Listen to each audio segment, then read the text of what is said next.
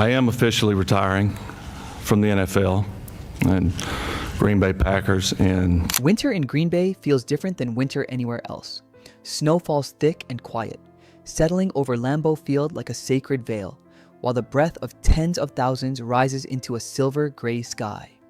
From the stands comes a chant that feels less like noise and more like a heartbeat. Favre, Favre, steady, faithful, almost prayer-like. They aren't just cheering a quarterback, they're honoring a man who turned Sundays into rituals, who made toughness feel noble and joy feel earned. Brett Favre became the soul of Green Bay, not through perfection, but through belief. He played the game the way people wish life could be played, fearlessly, openly, without calculation, and for a long time, that was enough to make America feel whole for a few hours every week. A boy from Kiln. Long before frozen fields and roaring crowds, Brett Favre was just a boy in Kiln, Mississippi, where red dirt clings to shoes and summer heat settles deep into your bones. Life there wasn't cruel, but it was demanding, shaped by work, routine, and unspoken rules about strength. In a small house at the edge of town, Brett grew up learning that effort mattered more than comfort. His father, Irvin Favre, was a football coach who believed discipline built character and character built men. Praise was rare. Expectations were constant. Brett learned early that love, in his world, arrived as an instruction, not reassurance. You didn't complain, you didn't linger on pain, you got up or you stepped aside. The language of football became the language Brett spoke best. Behind the house, on uneven grass and packed dirt, he threw a ball again and again, often until his hands burned and his shoulders went numb. It wasn't about trophies or crowds, it was about being seen. Each throw carried a quiet hope that maybe this one would earn a nod, a look, a sign that he was enough. When storms rolled in, he kept throwing. When he fell, he stood back up. The lesson was simple and lasting. Effort mattered. Weakness didn't.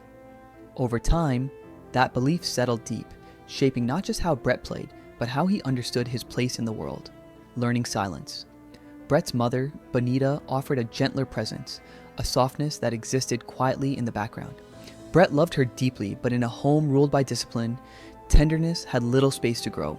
He learned to model himself after his father, not because he didn't feel fear or disappointment, but because he didn't know what to do with them. He swallowed frustration, masked doubt, and grew comfortable with silence. He became skilled at enduring without asking, pushing forward without pausing to name what hurt. It was a survival skill learned young, one that later looked like confidence, but was really just practice at holding everything inside. Leaving Mississippi. When Brett left Mississippi for college and later the NFL, he carried more than a duffel bag and a playbook. He carried an unshakable belief that stopping meant failing. The Atlanta Falcons drafted him in 1991, but early on, he was overlooked. A talented but raw player, unpolished and reckless, unsure where he fit. He didn't complain, he didn't demand attention, he waited. When he was traded to Green Bay in 1992, few people noticed, but sometimes the places that believe the most are the places others overlook. And Green Bay was ready for someone who needed belief as much as opportunity. A city that believed Green Bay welcomed Brett Favre not as a savior, but as a possibility. When injury forced him into action early in the season, something electric happened. His throws weren't cautious. They were bold, sometimes chaotic, always honest. Fans didn't see fear, they saw faith. Favre played like someone who didn't know how to hold back. And in a city built on resilience, that felt familiar. Green Bay didn't just adopt him. They recognized something of themselves in him. Imperfect, stubborn, hopeful, and willing to endure the cold together. The gunslinger years. Favre's style was never about precision alone. It was about trust. In his arm, his instincts, and the belief that something good could happen if he dared it to. Where others checked down or stepped safely out of bounds, Favre leaned into risk. He scrambled when quarterbacks were taught to slide, extended plays when structure broke down, and threw into windows that barely existed. Sometimes it ended in triumph, sometimes in regret, but it was always honest. Fans didn't see recklessness, they saw courage. Favre played like someone who believed football was meant to be felt, not managed. He laughed easily, joked with teammates, and carried himself with a looseness that felt almost rebellious in a league built on control. But beneath that carefree image was an unyielding determination to remain on the field. He wasn't chasing perfection or efficiency, he was chasing continuity, the ability to line up again next week and the week after that. Over time, his willingness to risk failure in pursuit of something greater became his signature. Records began to fall, streaks quietly accumulated, and his presence grew constant, almost assumed. Sundays came, and Brett Favre was there. For fans, that reliability was comforting. For Favre, it was identity. The game wasn't just something he played, it was where he knew who he was. Iron Man. The nickname followed naturally. Brett Favre became the Iron Man of football, starting game after game in a league designed to break bodies and shorten careers. His streak became a marvel, then an expectation. Injuries that would sideline others became footnotes in his story. He taped, treated, and played. Fans admired it. Teammates depended on it. Coaches planned around it, and Favre accepted it without question, because it fit perfectly with the lessons he had learned long before the NFL. Pain, to him, wasn't a warning. It was proof that he was still earning his place. He didn't talk much about what hurt or how deeply. He didn't ask for rest. He didn't ask for understanding. He simply showed up, helmet on, jaw set, ready to take another hit. In a sport that celebrates endurance, his availability became a symbol of leadership. But availability came at a cost that wasn't always visible. The body absorbed what the mind refused to acknowledge. Each week demanded preparation, not just to play, but to recover enough to do it again. Still, Favre pushed forward, because stopping felt unfamiliar, even dangerous. For a long time, that refusal to step away was praised as strength, and the world rewarded him for it. 3 MVPs and a trophy. The mid-1990s represented a peak few athletes ever experienced. Brett Favre won 3 consecutive NFL MVP awards, a feat unmatched in league history. It wasn't just recognition of performance, it was affirmation of his style, his leadership, and his place in the game. The Packers returned to relevance, then dominance, and Favre stood at the center of it all. The culmination came with a Super Bowl victory, when he lifted the Lombardi Trophy amid falling confetti and a celebration that felt communal, almost personal, for a city that had waited decades. In that moment, everything seemed justified. The sacrifices, the pain, the long hours, the emotional restraint, it all appeared to have meaning. America didn't just admire him, they trusted him. He became a familiar presence in living rooms across the country, a symbol of reliability and resolve. He represented the idea that effort could bridge the gap between talent and greatness, that joy and toughness could coexist. For Favre, the success offered validation he had been seeking since childhood. It felt like proof that he had done enough, been enough. Yet even at the height of achievement, the momentum never slowed. The next season always arrived quickly, and with it, the unspoken expectation that he would keep going. The cost. Beneath the cheers. But beneath the applause was exhaustion. Football asks for more than most people ever see, and Brett Favre gave it willingly, often without pause. Long nights of preparation blended into early mornings of treatment. The pressure of being constantly available, physically, emotionally, symbolically, slowly accumulated. When the stadium lights went dark and the crowds dispersed, he was still carrying the weight of expectation. The quarterback wasn't just a player, he was a constant, a reassurance. Rest didn't come easily, because rest felt like absence, and absence felt like failure. Letting go, even briefly, meant confronting silence, and silence invited reflection. Favre kept moving, because movement had always been his answer. As long as there was another practice, another game, another season, he could delay asking harder questions. But fatigue doesn't announce itself loudly. It arrives quietly, settling into routines, blurring joy into obligation. The cheers still came, but they no longer reached as deeply. The game still mattered, but it asked more each year. And Favre, loyal to the version of himself he had always been, kept saying yes. A night of grief. In December 2003, Brett Favre received news that stopped everything. His father, Irvin Favre, had passed away suddenly. The man whose approval he had chased through every throw, every season, every act of endurance was gone. There would be no final conversation, no moment of recognition. The loss was abrupt, disorienting. The next night, Favre took the field. What followed became one of the most remembered performances in NFL history. He played with a clarity that felt otherworldly, completing pass after pass with precision and ease. Viewers saw greatness, commentators spoke of legacy, but inside, Favre was carrying grief he had no language for. Each throw held something unspoken: love, sorrow, longing, unfinished conversation.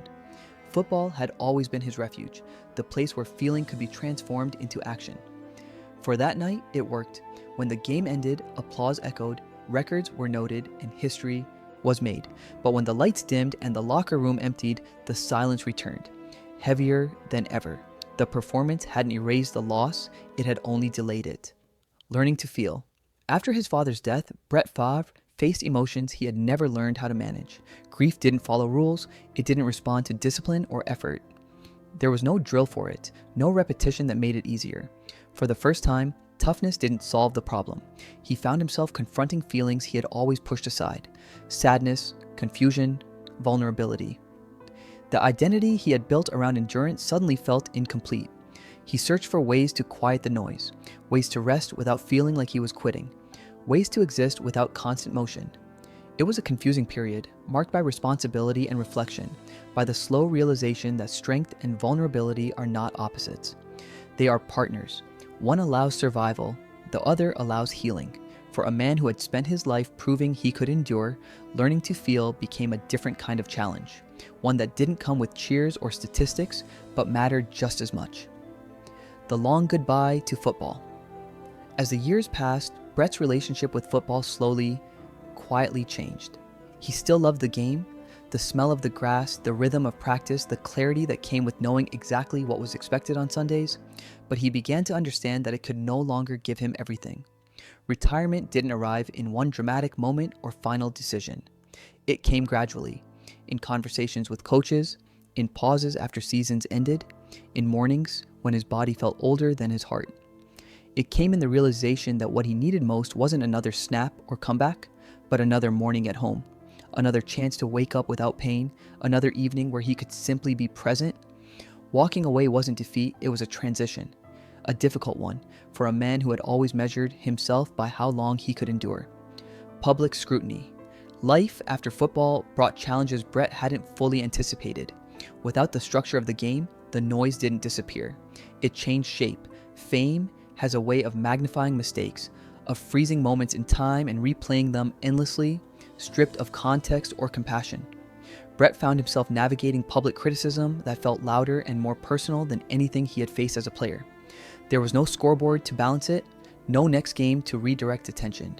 It was humbling, it was painful, and for someone who had spent most of his life pushing forwards instead of inward, it forced him to confront discomfort without the armor football once provided. For the first time, resilience meant standing still rather than charging ahead. Deanna's steadiness. Through every chapter, before the fame, during the heights, and long after the crowds quieted, Deanna Favre remained constant. They had grown up together, built a family together, and faced challenges that never made headlines: illness, uncertainty, rebuilding, and change. When public opinion shifted and the noise grew sharper, her belief did not waver. She didn't see a caricature or a cautionary tale.